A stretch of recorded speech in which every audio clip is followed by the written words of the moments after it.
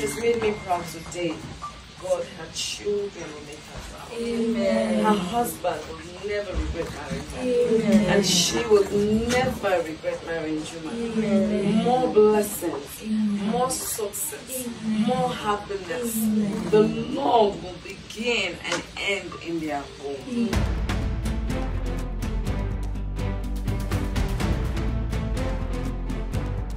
Mambo vipi mfuatiliaji wa Sukari Media? Karibu kwenye habari za burudani kupitia Sukari Media. Na leo tunazungumzia jambo kubwa ambalo limetrend kwenye mitandao ya kijamii Afrika, hususan Tanzania na Nigeria, ambalo ni harusi ya Jux pamoja na Mnigeria Priscilla, ambapo watu mashuhuri mbalimbali walikuwa nchini Nigeria kushuhudia harusi ya kiutamaduni ya wawili hao. Sasa hapa nimekuandalia mambo matano makubwa yaliyoshika headline kuhusu harusi hiyo.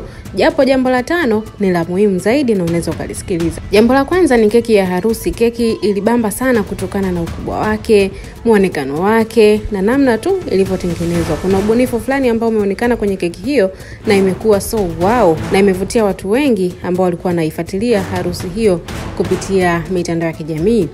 Namba 2 ni utamaduni wa bwana harusi kwa sujudia wakwe zake. Ilimeki headline sana maana ni jambo geni kwa Watanzania, hivyo ikatrend haswa mitandaoni na imeonekana kuwavutia wengi maana jambo hilo wengi hatujalizoea, lakini huko Nigeria inaonekana ni utamaduni ambao wako nao. Namba 3 ni utamaduni wa kutunzana pesa, ambapo Juma Jux jana alishuhudiwa akimwaga hela kwa mkewe huyo. Ni vibunda vingi ambavyo alikuwa amemzawadia, alikuwa amevitoa kama zawadi kwa mkewe wake kipenzi, ambapo wafuatiliaji wengi kupitia mitandao ya kijamii kwenye maoni yao walionekana kurejelea wimbo wa Sugar Daddy ambao Juma Jux ameimba pale kwamba yeye wakijipitisha anamwaga hela, na hivyo ndivyo ilivyokuwa. Na pia Diamond Platnumz alionekana kumwaga pia pesa kwa harusi yao kama zawadi, hivyo ni jambo pia ambalo lilivutia kwenye harusi ya JP 2025. Na ikumbuke kwamba pesa ya Nigeria naira ina thamani kubwa kuliko Tanzania shillings, pesa ya Tanzania.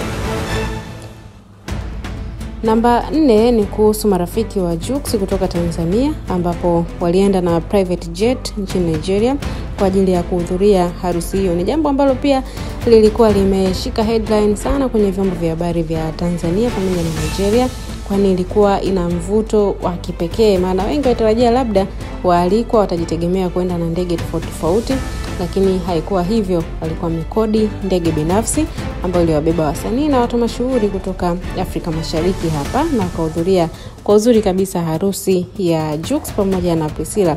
Lakini jambo la 5 ambalo pia ni la muhimu sana kuhusiana na harusi ya JP 2025 ni kwamba harusi hiyo ilihudhuriwa na mastaa wengi kutoka Afrika ambao wana kazi nzuri na zinaheshimika pia. Hivyo ilikuwa ni njia mojawapo ya kupeana connection kati ya Tanzania na Nigeria. Na sio Tanzania peke yake, bali tunazungumzia East Africa nzima, Afrika Mashariki, pamoja na wasanii kutoka huko Nigeria, Ghana ambao walikuwa wameshiriki pale kwenye harusi.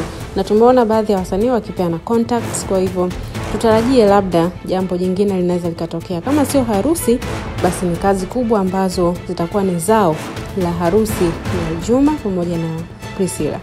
Kwa mtazamo wangu, harusi ya JP 2025 Jux pamoja na Priscilla ni harusi ambayo kwa mwaka huu imevunja rekodi ya Afrika Mashariki kwa kufuatiliwa. Huo ni mtazamo wangu, na hii ni Sukari Media. Endelea kufuatilia kwa habari mbalimbali.